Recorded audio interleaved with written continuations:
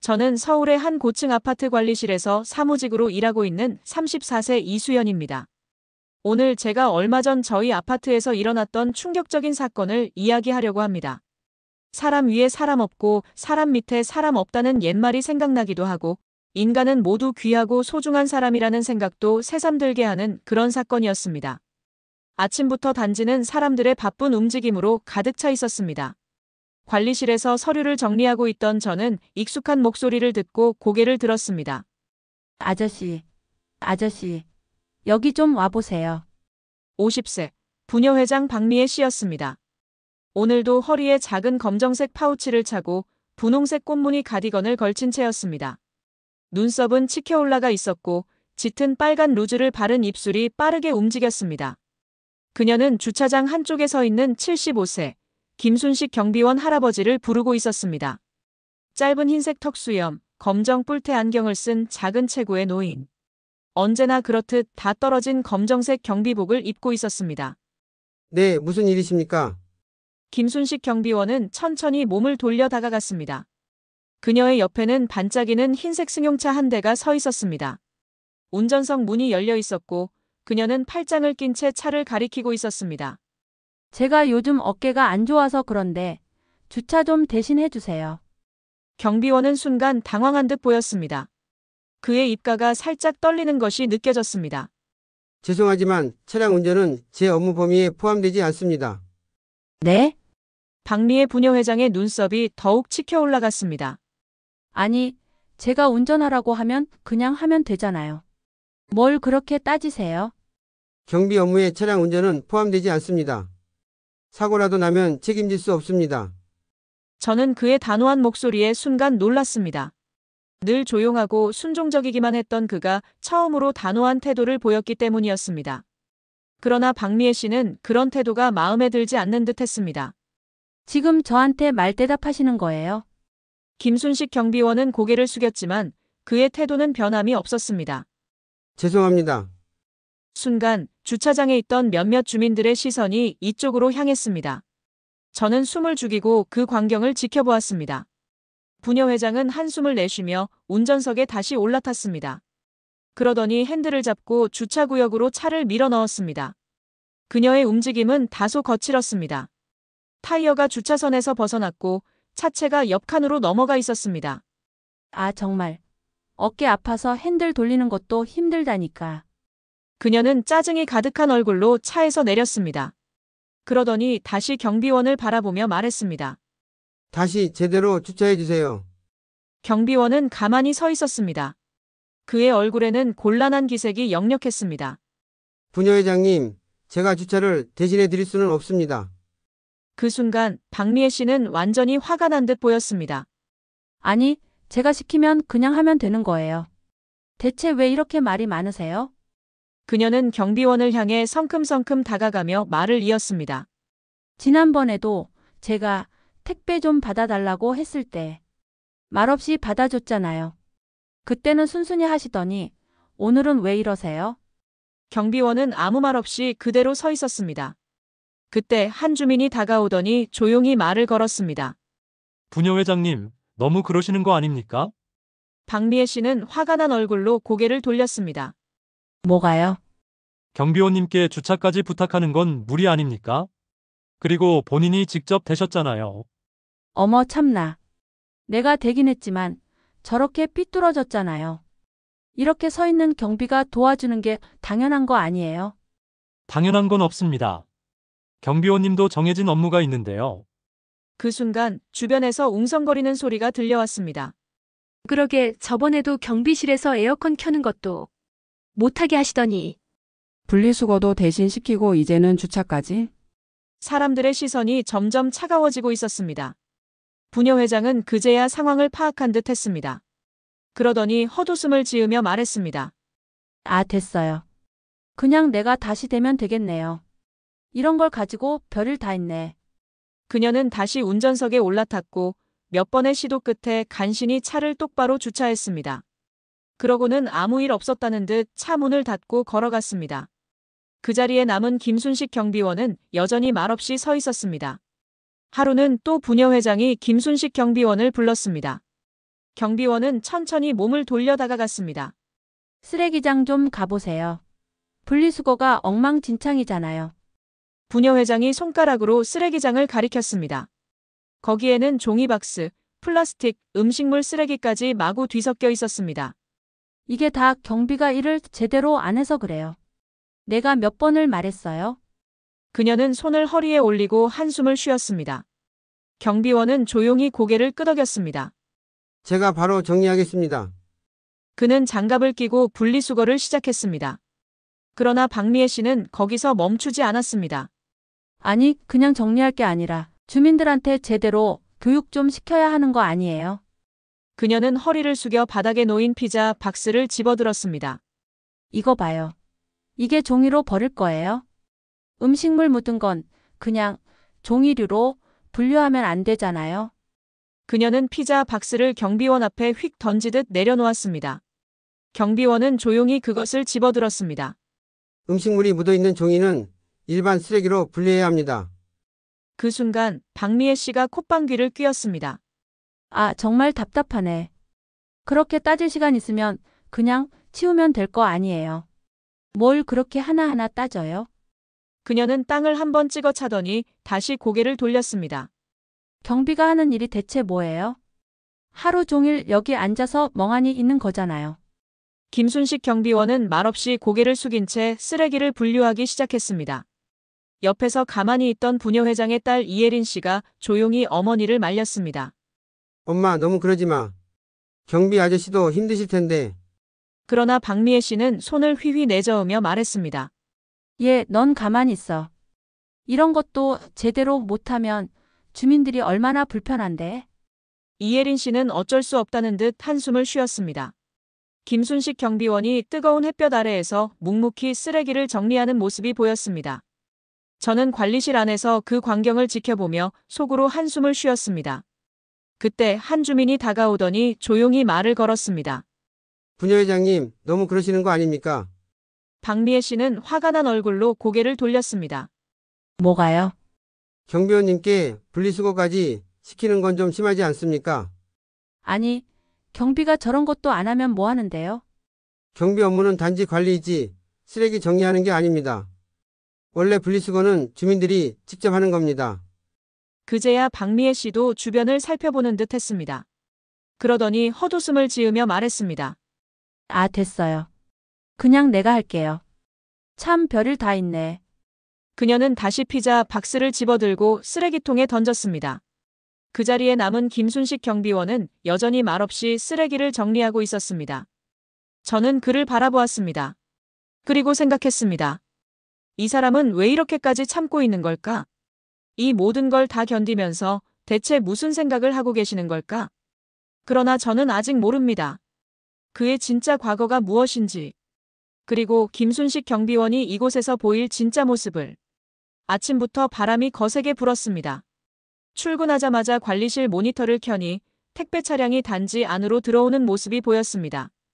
이곳은 늘 택배 물량이 많아 오전부터 택배 기사들이 분주하게 움직였습니다. 잠시 뒤 경비실 앞에서 익숙한 목소리가 들려왔습니다.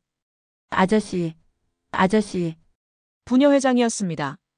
그녀는 허리에 검은색 파우치를 찬 채 경비실 창문을 손가락으로 툭툭 두드렸습니다. 택배 좀 받아놔요. 김순식 경비원은 자리에서 천천히 일어나 그녀를 바라보았습니다. 죄송합니다. 규정상 경비원이 택배를 대신 받을 수 없게 돼서요. 규정. 그깟 택배 하나 못 받아주는 게 말이 돼요? 지난번에는 받아주셨잖아요. 그녀는 고개를 절레절레 흔들며 한심하다는 듯한 표정을 지었습니다. 그때 옆을 지나던 주민 한 명이 이 상황을 보고는 피식 웃으며 중얼거렸습니다. 요즘 경비원들은 너무 편하게 사는 거 아닌가 몰라. 그 말이 귓가를 스치자 박미애 씨는 더 신이 난 듯 경비원을 몰아붙였습니다. 그러니까요. 경비실에서 앉아서 쉬는 건 되면서 택배 하나 받아주는 건 그렇게 어려운 일이에요. 주변을 지나던 다른 주민들도 힐끔거리며 고개를 저었습니다. 김순식 경비원은 아무 말 없이 다시 자리로 돌아가려 했습니다. 그러자 박미애 씨가 한 발 앞으로 다가오며 다시 말을 이었습니다. 이렇게 나오시면 저도 생각이 달라지겠네요. 그녀는 작게 웃으며 차갑게 말을 덧붙였습니다. 앞으로 이 문제 부녀회에서 공식적으로 논의해 봐야겠어요. 우리 아파트 경비 서비스의 질이 너무 떨어지는 것 같아요. 김순식 경비원의 손끝이 살짝 떨리는 것이 보였습니다. 그 순간 누군가 뒤에서 조용히 입을 열었습니다. 엄마 그만하세요. 이예린 씨였습니다. 그녀는 어머니의 팔을 잡으며 조용히 말했습니다. 엄마 그냥 내가 받아올게요. 경비 아저씨 힘드실 텐데 굳이 이럴 필요 없잖아요. 박미애 씨는 딸을 보며 헛웃음을 지었습니다. 넌 좀 빠져 있어. 이건 원칙의 문제야. 그녀는 다시 경비원을 바라보았습니다. 경비원님, 이게 그렇게까지 어려운 일이세요? 김순식 경비원은 한참 동안 아무 말 없이 서 있더니 천천히 고개를 숙이며 짧게 대답했습니다. 죄송합니다. 그러나 그 말 한마디로 끝날 일이 아니었습니다. 주변에서 웅성거리는 소리가 들렸습니다. 아이고 저렇게 고집이 세서야 어디에 써먹겠어. 그냥 받아주면 되는데 어휴 답답해. 경비가 뭔데 주민들한테 반항을 해? 저는 관리실 안에서 그 장면을 지켜보며 주민들이 어떤 생각을 하는지 궁금했습니다. 박미애 씨는 만족한 듯 고개를 끄덕이더니 팔짱을 낀 채 다시 말을 이었습니다. 다음부터는 좀 유연하게 생각하세요. 경비일이란 게 결국 사람을 편하게 해주는 게 우선 아닌가요? 그녀는 그렇게 말한 뒤 딸을 데리고 자리를 떠났습니다. 경비실 앞에는 다시 정막이 찾아왔습니다. 김순식 경비원은 아무 말 없이 천천히 자리로 돌아가 앉았습니다. 그의 어깨가 유난히 작아 보였습니다. 저는 그 모습을 보며 생각했습니다. 이제는 아무도 그를 존중하지 않는 것 같습니다. 주민들은 그를 경비원이 아니라 마치 자신들의 부하 직원처럼 대하고 있었습니다. 그리고 그는 그것을 묵묵히 받아들이고 있었습니다. 햇볕이 따가웠습니다. 7월 중순. 아침부터 온도가 30도를 넘었습니다. 아파트 단지 곳곳에서 쨍쨍한 태양을 피하려는 사람들이 빠르게 걸음을 옮겼습니다. 저는 관리실에서 서류를 정리하다가 문득 시계를 보았습니다. 낮 12시. 정오가 되면서 더위는 더욱 기승을 부렸습니다. 그때 무전기가 울렸습니다. 관리실. 익숙한 목소리였습니다. 박미애 씨였습니다. 여기 주차장에서 잠깐 올라가는 길인데요. 저 경비실 좀 봐줄래요? 저는 순간 멈칫했습니다. 무슨 뜻인지 알 것 같았습니다. 관리실에서 모니터를 켜고 경비실을 비추는 CCTV를 확인했습니다. 안에는 김순식 경비원이 앉아 있었습니다. 그리고 경비실 한쪽에 있던 에어컨이 켜져 있었습니다. 그 순간 박미애 부녀회장의 발걸음이 점점 경비실로 다가왔습니다. 잠시 뒤 아니 이게 뭐야? 경비실 문이 벌컥 열렸습니다. 경비원은 깜짝 놀라 자리에서 일어났습니다. 경비실에서 에어컨을 틀고 계셨네요. 박미애 씨는 팔짱을 끼고 문 앞에 서 있었습니다. 죄송합니다. 너무 더워서 잠시 켰습니다. 경비원의 목소리는 조용했습니다. 그러나 박미애 씨의 표정은 더욱 차가워졌습니다. 아니 경비가 웬 에어컨이에요? 그녀는 한숨을 쉬며 천장을 올려다보았습니다. 제가 예전에 말하지 않았어요? 경비실에서 에어컨을 틀면 전기세가 얼마나 많이 나오는지 아시죠? 예. 아파트에서 다 같이 내는 관리비인데 주민들이 다 경비 아저씨 에어컨 값까지 부담해야 해요. 경비원은 아무 말 없이 고개를 숙였습니다. 더우시면 부채라도 하나 사드릴까요? 그녀는 비웃듯 말하며 바닥에 놓인 부채를 툭툭 발로 건드렸습니다. 죄송합니다. 바로 끄겠습니다. 경비원은 천천히 리모컨을 들었습니다. 그 순간 경비실을 지나가던 주민 한 명이 이 광경을 보고 중얼거렸습니다. 그러게 저번 달에도 전기세 많이 나왔다고 하던데 이유가 있었네. 그러니까요. 경비실에서 시원하게 지내면서 우리 관리비로 전기세 내는 거 아닌가 몰라요. 진짜 너무하네. 우리는 집에서도 아끼면서 쓰는데. 그 말이 퍼지자 지나가던 몇몇 주민들도 고개를 끄덕였습니다. 박미애 씨는 그 모습을 보며 만족한 듯 웃었습니다. 다들 불만이 많네요. 경비 아저씨, 이런 얘기까지 나오면 곤란하지 않겠어요? 경비실 안에는 더 이상 시원한 바람이 불지 않았습니다. 김순식 경비원은 묵묵히 에어컨을 끄고 자리로 돌아갔습니다. 그의 얼굴에는 땀이 송글송글 맺혀 있었습니다. 하지만 아무도 신경 쓰지 않았습니다. 그는 부채를 집어들었습니다. 그리고 조용히 아무 일도 없었던 것처럼 부채질을 시작했습니다. 저는 관리실 안에서 그 모습을 지켜보며 깊은 한숨을 내쉬었습니다. 그 누구도 이 상황이 부당하다고 말하지 않았습니다. 오히려 경비원이 에어컨을 켰다는 사실 자체를 문제 삼고 있었습니다. 그리고 그는 그저 묵묵히 받아들이고 있었습니다. 그러나 아직도 저는 모릅니다. 그가 왜 이렇게까지 참고 있는지, 그의 진짜 과거가 무엇인지, 그리고 언제까지 이 부당한 현실이 계속될 것인지. 태양이 기울고 저녁이 가까워질 무렵이었습니다. 아파트 단지 안 작은 정원 앞 벤치에는 몇몇 주민들이 앉아 있었습니다. 그때 단지 입구에서 하이힐 소리가 경쾌하게 울렸습니다. 노란색 원피스를 입은 이예린 씨가 휴대폰을 보며 빠른 걸음으로 들어오고 있었습니다. 그러나 몇 걸음 지나지 않아 그녀의 발걸음이 순간 휘청거렸습니다. 그녀는 머리를 감싸주며 어지러움을 느끼는 듯 했습니다. 그리고 그녀의 몸이 앞으로 그대로 쓰러졌습니다. 야! 가까이 있던 주민 한 명이 소리를 질렀습니다. 이예린 씨는 바닥에 쓰러진 채 미동도 하지 않았습니다. 그 순간 멀리서 박미애 씨의 목소리가 들려왔습니다. 예린아, 예린아. 그녀는 황급히 딸에게 달려와 흔들었습니다. 이예린, 정신 차려. 엄마야, 엄마. 그러나 이예린 씨는 의식이 없었습니다. 그녀의 입술이 점점 푸르게 변하고 있었습니다. 그리고 그녀의 가슴이 움직이지 않았습니다. 심장이 멈췄다. 그 순간 누군가가 빠르게 달려왔습니다. 김순식 경비원이었습니다. 그는 평소와는 다르게 흔들림 없는 눈빛으로 이예린 씨를 내려다보았습니다. 맥박. 그는 떨리는 손으로 이예린 씨의 손목을 잡았습니다. 없어. 그의 목소리는 낮았지만 단호했습니다. 그 순간 박미애 씨가 경비원을 밀쳐내듯 말했습니다. 아저씨, 지금 뭐 하시는 거예요? 제 딸한테 손대지 마세요. 그러나 경비원은 한치의 흔들림도 없이 대답했습니다. 지금 이러고 있을 시간이 없습니다. 빨리 119 좀 불러주세요. 그리고 그는 곧바로 이예린 씨의 가슴 정중앙 흉골 위에 손을 올렸습니다. 가슴 압박 위치 흉골이 하부 13지점.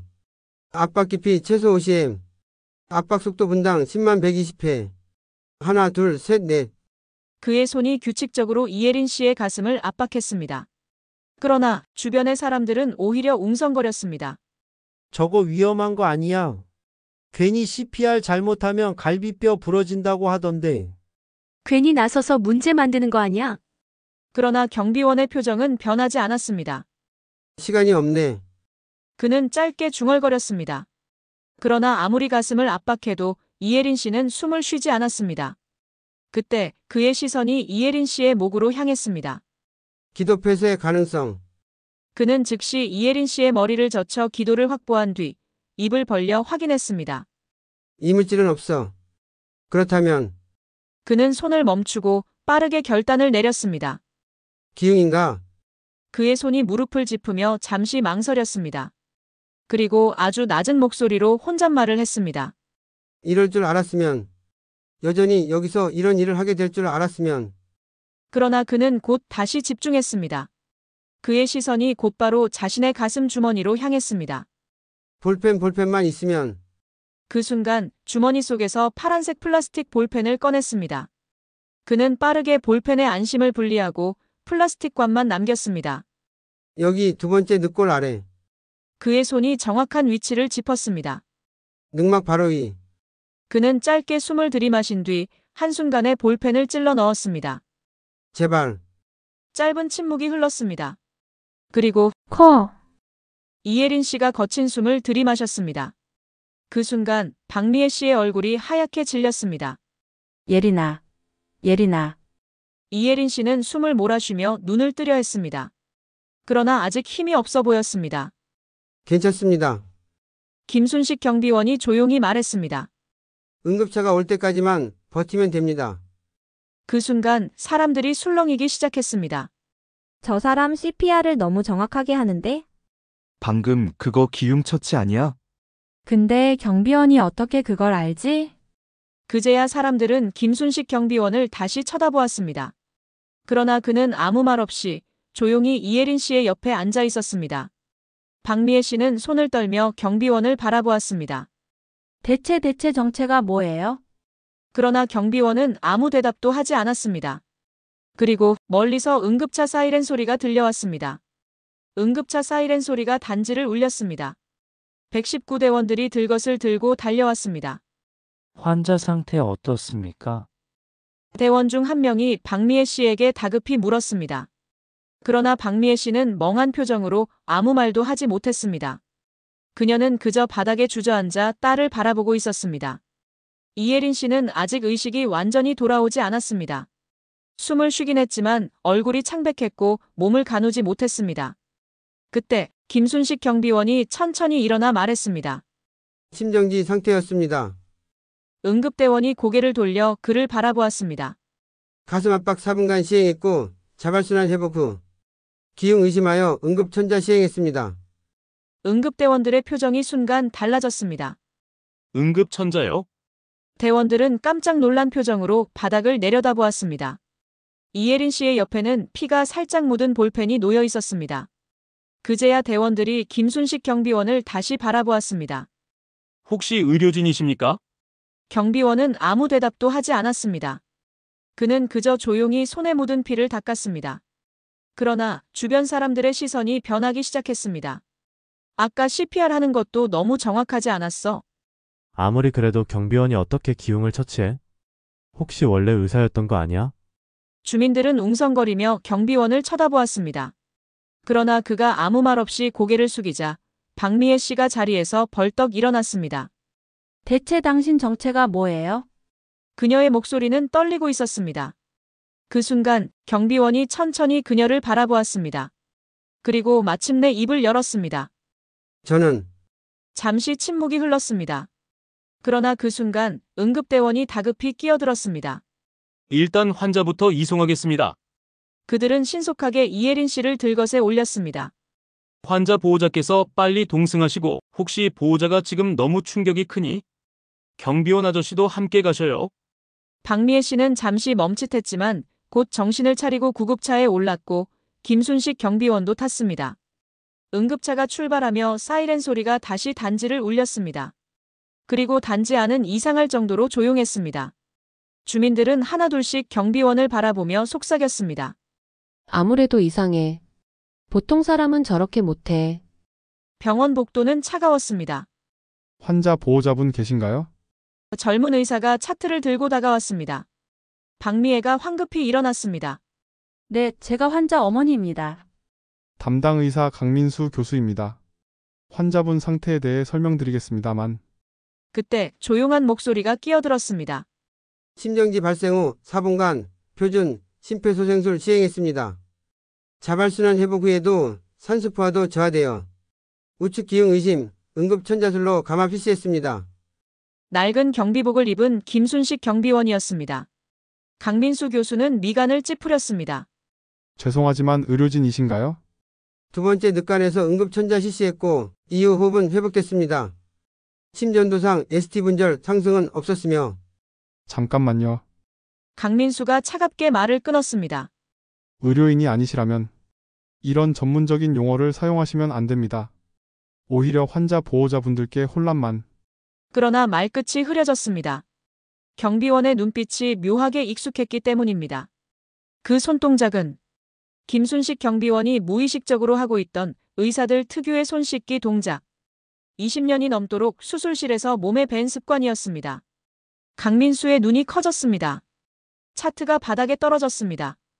혹시 설마 그의 목소리가 떨렸습니다. 김순식 선생님? 복도에 정적이 흘렀습니다. 한국대병원 심장외과 재은사님? 박미애는 혼란스러운 표정으로 그들을 바라보았습니다. 그 전설적인 심장외과 의사. 신의 손이라 불리시던. 강민수의 눈에 눈물이 고였습니다. 어떻게 이런 곳에서. 김순식 경비원은 묵묵히 서 있었습니다. 기억나십니까? 전공의 시절 제가 실수로 환자를 위험하게 했을 때. 강민수의 목소리가 떨렸습니다. 선생님께서 한밤중에 달려오셔서 직접 수술하셨던 그날. 그래. 넌 항상 성급했지. 김순식 경비원은 처음으로 작은 미소를 지었습니다. 하지만 왜 강민수가 흐느끼듯 물었습니다. 이렇게? 그때 간호사가 급하게 달려왔습니다. 강 선생님, 방금 확인했는데 환자 최초 응급처치가 정말 완벽했다고 해요. 현장에서 이런 처치는 본 적이 없다고. 강민수의 눈에서 눈물이 흘렀습니다. 그야. 그러실 수밖에요. 그가 떨리는 목소리로 말했습니다. 이분은 제가 평생 넘을 수 없었던 스승님이시니까요. 무슨 말씀이시죠? 박미애의 다리가 휘청거렸습니다. 이분은 20년 전 우리나라 최고의 심장외과 의사셨습니다. 강민수가 천천히 말을 이었습니다. 단 한 번의 실패도 없으셨던.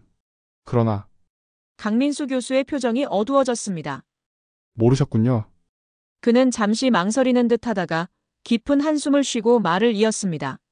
선생님께서는 과거 본인의 아들을 수술하셨습니다. 순간 김순식 경비원의 손이 살짝 떨렸습니다. 그러나 그는 여전히 아무 말도 하지 않았습니다. 그날 교통사고로 응급실에 실려 온 소년이 있었습니다. 심각한 흉부 손상이 있었고 수술을 하지 않으면 살릴 수 없는 상황이었죠. 그래서 선생님께서 직접 수술을 집도하셨습니다. 강 교수는 천천히 말을 이었습니다. 그런데 그의 목소리가 잠시 흔들렸습니다. 결국 그 소년을 살리지 못하셨습니다. 박미애 씨는 숨을 삼켰습니다. 그리고 그 아이가 강 교수는 조용히 김순식 경비원을 바라보았습니다. 선생님의 외아들이었습니다. 순간 박미애 씨는 말을 잃었습니다. 김순식 경비원의 손끝이 가늘게 떨렸습니다. 그러나 그는 여전히 말없이 서 있었습니다. 그 이후 선생님께서는 병원을 떠나셨습니다. 강 교수는 깊은 한숨을 쉬었습니다. 의료계를 완전히 떠나셨고 아무도 선생님을 찾을 수 없었습니다. 그는 경비원을 바라보며 아주 조용히 덧붙였습니다. 그런데 이렇게 다시 뵙게 될 줄은 몰랐습니다. 병원 복도는 정적에 휩싸였습니다. 박미애 씨는 멍한 표정으로 그를 바라보았습니다. 그녀가 무시하고 하대하며 사람 취급도 하지 않았던 그 사람이 한때 사람들의 생명을 구하던 위대한 외과 의사였다. 그리고 자신의 딸을 살린 사람이었다. 그녀는 입을 열려고 했지만 어떤 말도 나오지 않았습니다. 그녀가 그동안 했던 모든 말들이, 그에게 퍼부었던 모든 조롱과 비난이 한꺼번에 머릿속을 스쳐 지나갔습니다. 그녀는 조용히 입술을 떨며 그를 바라보았습니다. 저는 너무 몰랐습니다. 그러나 김순식 경비원은 아무 말도 하지 않았습니다. 그는 다만 조용히 돌아서서 천천히 걸어나갔습니다. 그의 뒷모습은 평소와 같았지만 그를 바라보는 사람들의 시선은 더 이상 같지 않았습니다. 병실 안에는 조용한 숨소리만 들렸습니다. 이예린 씨는 천천히 눈을 떴습니다. 희미한 형광등 불빛이 그녀의 시야를 가득 메웠습니다. 여기 어디죠? 그녀의 목소리는 여전히 약했습니다. 그때 예린아. 박미애 씨가 자리에서 벌떡 일어났습니다. 엄마. 이예린 씨는 어렴풋이 미소를 지었습니다. 그러나 그녀는 곧 주변을 둘러보며 누군가를 찾는 듯 했습니다. 경비 아저씨는요? 박미애 씨는 순간 말을 잃었습니다. 그녀는 딸의 손을 꼭 잡으며 애써 미소를 지었습니다. 괜찮아, 예린아. 내가 깨어났으니 이제 다 괜찮아. 그러나 이예린 씨는 흔들리는 눈빛으로 천천히 다시 물었습니다. 엄마 아저씨는 어디 계세요? 그 순간 병실 안이 정막에 휩싸였습니다. 박미애 씨는 말없이 고개를 숙였습니다. 그녀의 손끝이 가늘게 떨렸습니다. 그때 병실 문 앞에서 인기척이 들렸습니다. 이예린 씨의 얼굴이 환해졌습니다. 아저씨. 그는 조용히 병실 문 앞에 서 있었습니다.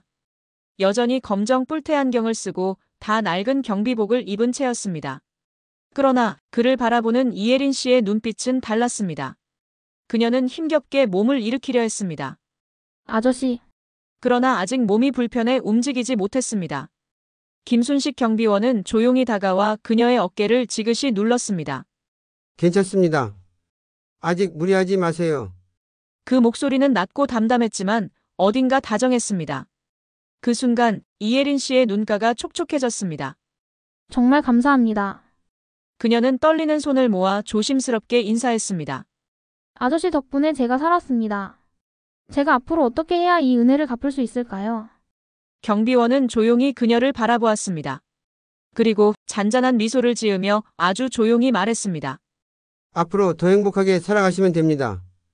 순간 이예린 씨의 눈에서 뜨거운 눈물이 흘러내렸습니다.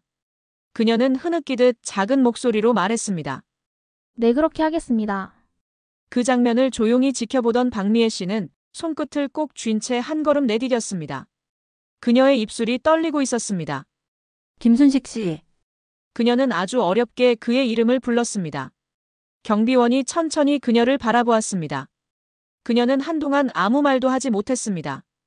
그러나 그녀의 눈에 맺힌 것은 후회와 미안함이었습니다. 그녀는 한 걸음 더 다가와 그동안 단 한 번도 해보지 않았던 행동을 했습니다. 그녀는 고개를 숙였습니다. 그리고 죄송합니다. 그녀의 목소리는 낮았지만 누구보다 깊었습니다. 정말 너무 죄송합니다. 그녀는 두 손을 꼭 모은 채 고개를 숙이고 있었습니다. 제가 그동안 너무 몰라 뵙습니다. 그녀의 어깨가 미세하게 떨렸습니다. 제가 얼마나 무례하고 못된 사람이었는지 이제야 알았습니다. 아니, 괜찮습니다. 저는 당신이 어떤 분인지도 모르면서 그렇게 함부로 대했습니다.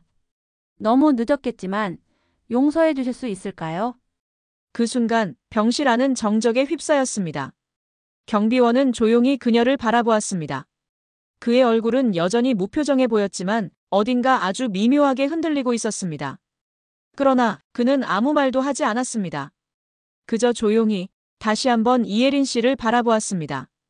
그리고 아주 부드러운 목소리로 말했습니다. 따님이 건강을 회복하셔서 다행입니다.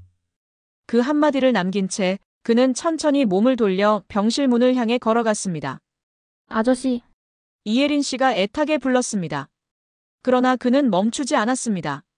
그의 발걸음은 조용했고 무겁지도 않았습니다. 그러나 그 뒷모습은 왠지 모르게 쓸쓸해 보였습니다. 병실 문이 천천히 닫히는 순간 박미애 씨는 두 손을 가슴에 모은 채 그저 눈물을 삼켰습니다.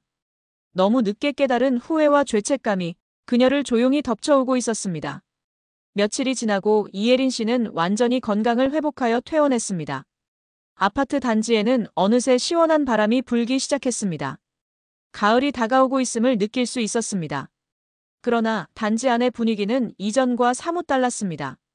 박미애 씨는 경비실을 지날 때마다 김순식 경비원을 향해 깊이 고개를 숙였습니다. 경비원님, 오늘도 고생 많으십니다. 그녀의 목소리는 낮았지만 그 안에는 진심이 담겨 있었습니다. 이전처럼 명령하거나 비난하지 않았습니다. 오히려 그의 존재를 인정하고 존중하려는 모습이었습니다. 주민들도 조금씩 변하기 시작했습니다. 경비원님, 여기 따뜻한 커피 한 잔 가져왔어요. 늘 수고해 주셔서 감사합니다. 어제 늦게 퇴근하셨죠? 항상 감사드립니다.